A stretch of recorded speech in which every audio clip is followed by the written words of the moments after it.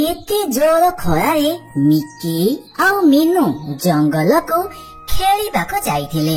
खरारे खेली खेली दुई भौणी घर को फेरुथिले। तांको बहुत शोष करुथिला। मां खरारे बुली बुली बहुत शोष लागिलानी। हमको किछि ठंडा पानी आनी के दियो।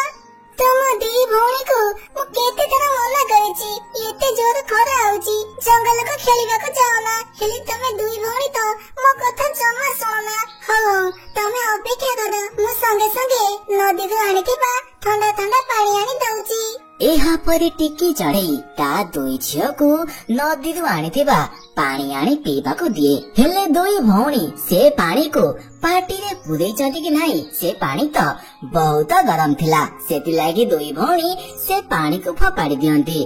मामा तमे की पानी देला हमकु? ये पानी तो बहुत गरम हो जाची। आ पाटी जळी गला। मिन्नू मिकी मु कोन करिबे कोना?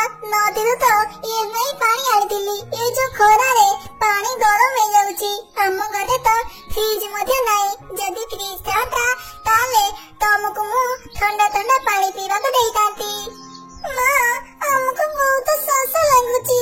तमे हमकु ठंडा ठंडा पानी आनी के दियो। नले हमकु जमा भल लागिबनी। हो तमे दुई भौणी घरे अपेक्षा कर। मु संगे संगे काळो काळो घर को जाई ताको फ्रिज पानी नै आसुची। एमिति कही टिकी चढ़ई काळो काळो घर को ठंडा ठंडा पानी आनिबाको जाए। अरे टिके चढ़ई एते जोर खरारे तू कौन मो घर बासिलणो कौन आइछि की? बुझिलो काळो भाई मो झियो को बहुत शोष लागुची। ए नदी पानी तो पूरा गरम हो जाउची। सेति लागि मु तम घर को तो फ्रिज ठंडा पानी नबा कासिची। मते गोटे बोतल ठंडा पानी आनी दियो तो।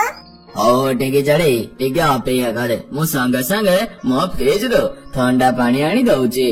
संगे संगे काळो काळो ता फ्रिज रु गोटे ठंडा पानी बोतल आनी दिए। टिकी चढ़ई से ठंडा पानी को नहीं ता दुई झियो को पीबा को दिए।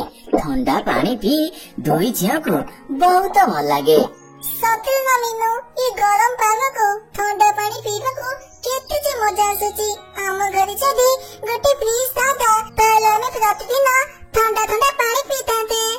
दीदी दीदी चलो नो हम पोखरी को गाधेबा को जिबा। मते बहुत गरम लागुची। पोखरी गाधेले बहुत ठंडा लागिबो। दुई भौणी खुशी होई पोखरी को गाधेबाको जाती। जेमिति दुई भौणी पोखरी भीतर को पसी जाती। पोखरी पानी तो बहुत गरम थिला। पोखरी पानी रे पसिया मात्रे दुई भौणी को बहुत गरम लागिला। संगे संगे दुई भौणी आखी बुझी घर को फेरी आसिले।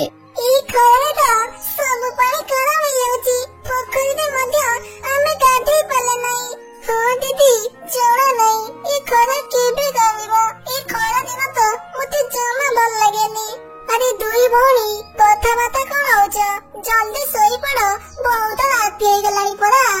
मामा ये जो गरम होची घर भीतर तो जमा निद लागुनी। तमे छात ऊपर चलो हम छात ऊपर सोईबा। टिकी चढ़ई ता दुई झियो को धरी ता घर छात ऊपर को जाए। हेले छात ऊपर मध्य बहुत गरम लागुथाए। मां इठी तो मध्य बहुत गरम लागुची। हे भगवान इबे हमें कोन करिबा? ठीक से मध्य सोई परुने। होरे मो छुआ माने मो बिछड़ा बोलौची। तमे दुई भौणी आखी बुझी सोई पड़ो। एहा परे मिकी आउ मीनू आखी बुझी सोई पड़ंती। आउ ता पर दिन टिकी चढ़ई सकाळो सकाळो बाजार को जाई ता घर को फेरी आसे। मामा हम भाई तमे फ्रूटी आनी छ कि नहीं? मिकी फ्रूटी पीबा जमा भल न। सेति लागि मु तम भाई लेंबू नै आसीची। मु संगे संगे तम दुई भौणी का भाई लेंबू पानी कर दउची। मां हमें लेंबू पानी जमा पीबोनो। से गरम पानी गुडा की पीबो कहला? तमे गोटे काम करो काळू अंकल के घर को जाई बरफ नै आसा। तापर तो ठंडा ठंडा लेंबू पानी पीबा को बहुत भल लागिबो। टिकी चढ़ई काळो काळो घर को बरफ आनिबाको जाए। काळू काळू एटा को धर्मशाला खोलिची। जिए नै सी आसिले तमे ताको ठंडा पानी दे दोछ। आरे हम फ्रिज जो इलेक्ट्रिक बिल उठुची ताको कोन टिकी चढ़ई दबो? अरे सुंदरी काऊ काई रागुच कहल अरे टिकी चढ़ई तो पानी बोतल नौची सेथिरे तमर केते इलेक्ट्रिक बिल उठिबो ता बोली कण प्रतिदिन तमे ताको मागणार ठंडा पानी दबो आमे फ्रिज आनिथिले हम पई ना ता परिवार पई समिसी दुई जण एमिति कथा होतिले कि सेई समय रे टिकी चढ़ी आसी पहुंचे। सुंदरी काऊ मते किछि बरफ दे तो मो दुई झियो लेंबू पानी रे बरफ पकई पिए बोली कहउचंती। अरे बरफ कोउड आसीबो आमे कोन बरफ पई पानी रखुछु कि बरफ नाही बुझिलु। अरे सुंदरी काऊ बरफ जदी नाही तमे टिकी चढ़ई को ठंडा पानी बोतल दे दियो। हाँ सुंदरी काऊ सेया करे जदी बरफ नाही मते गोटे ठंडा पानी बोतल दे दे। अरे ठंडा पानी बोतल कोउड आसीबो अरे पानी तो मो फ्रिज रे रखी नाही। हाँ सुंदरी काऊ मो घंटे छड़ी के आसुची तो पाखरो ठंडा पानी नै जीबी। अरे टिकी चढ़ई जदी एते ठंडा पानी पीबा इच्छा ताले निज पई गोटे फ्रिज किनि दउनो फ्रिज न किनि मागणाए आम घर को सब बळे ठंडा पानी नवक आसी जाउछु। सुंदरी काऊ जदी पानी देबार इच्छा नै तले सीधा मना करे एमिति कथा काई कहउछु।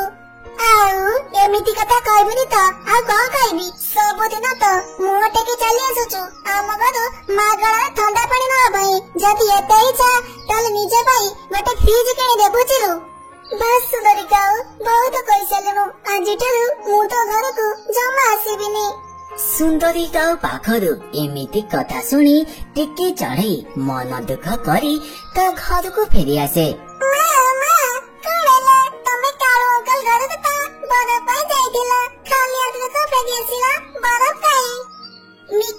जदी लेंबू पानी पियर अछि ताले पी नले लेंबू पानी नै मु बाहर पके दे आसीबी तम पई मु का घर को जाई बड़ पानी परिबिनी। माँ पाखरु एमिति कथा सुनी दुई भौणी पूरा चुप हो जाती। एहा परे टिकी चढ़ई मन दुख करी नदी कूल को चली जाए। टिकी चढ़ई नदी कूल रे मन दुख करी बसिथिला कि सेई समय रे गोटे अजଣା चढ़ईटे आसिला। अरे चढ़ई इटी कौन मन दुख करी बसिचो तोर कौन ହେଇଛି? टिकी चढ़ई से चढ़ई को सब घटना विषय जणैला। चढ़ई टिकी चढ़ई कथा सुनी कहिला अरे चढ़ई सामान्य एई कथा लागी तू एते मन दुख करुचु तो जमा चिंता करनी। अरे आगो काले तो जेतबळे फ्रिज कूलर नथिला आमे घास बोतल रे पानी पुरेई ठंडा करूथलो तो भी मध्य तो दुई झियो पई ए घास रकम गोटे बोतल तयारी करि परिबु नले गोटे फ्रिज मध्य तयारी करि परिबु। से घास फ्रिज रे तू पानी पुरेइले से पानी बहुत ठंडा होई जिवो।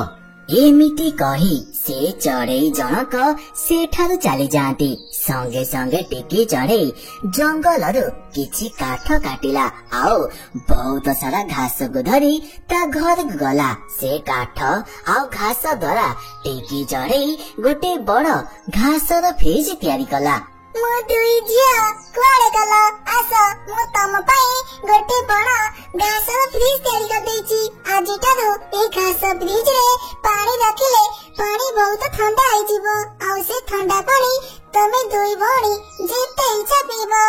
माँ पाखरु एमिति कथा सुनी दुई भौणी बहुत खुश हो जाती। राति रे टिकी चढ़ई से घास फ्रिज रे बहुत सारा पानी पुरई दिए आउ सकाळ हवा परे जेमिति मिकी आउ निकी से घासर फ्रिज को खोली जाती। दुई भौणी देखली त से फ्रिज भीतर थिबा पानी सबु बरफ रे बदली जाइछि। एते बड़ बरफ को देखी दुई भौणी त बहुत खुशी हो जाइथिले। मिनु देखिनी आम फ्रिज रे केते बड़ बरफ चले आमे बरफ को नै आम पोखरी रे पकई दबा। बरफ पोखरी रे पकेले त आम पोखरी पानी बहुत ठंडा होई जिवो आ आमे से ठंडा ठंडा पानी रे आनंद रे गाधेइबा। एमिति चिंता करी दुई भौणी तांको घास फ्रिज रु से बरफ को काढ़ी नहीं तांको पोखरी रे पकांती आउ तांको ठंडा ठंडा पोखरी पानी रे आनंद रे गाधांती। जेतबळे भी दुई भौणी को शोष करे दुई भौणी तांको घास फ्रिज रु ठंडा ठंडा पानी आनी मध्य पियंती। हेले एपटे सुंदरी काउर फ्रिज पूरा खराब हो जाइथिला।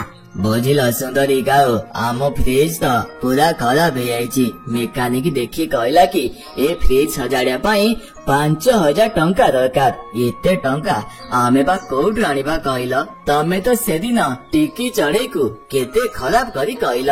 ବିଚାରି ଟିକି ଚଢେଇ ମନ ଦୁଃଖ କରି ଏଠାରୁ ଚାଲିଗଲା। ହେଲେ ଆଜି ଦେଖ, ଟିକି ଚଢେଇ ପାଖରେ ଗୋଟେ ବଡ ଘାସ ଫ୍ରିଜ ଅଛି। ସେ ଘାସ ଫ୍ରିଜ ରେ ଥଣ୍ଡା ଥଣ୍ଡା ପାଣି ହୋଇଯାଉଛି, ଆଉ ସେମାନେ ତ ଥଣ୍ଡା ଥଣ୍ଡା ପାଣି ପିଉଛନ୍ତି। ହଁ କାଉ କାଉ, ମୋ ଦ୍ୱାରା ତ ବହୁତ ବଡ ଭୁଲ ହେଇଗଲା।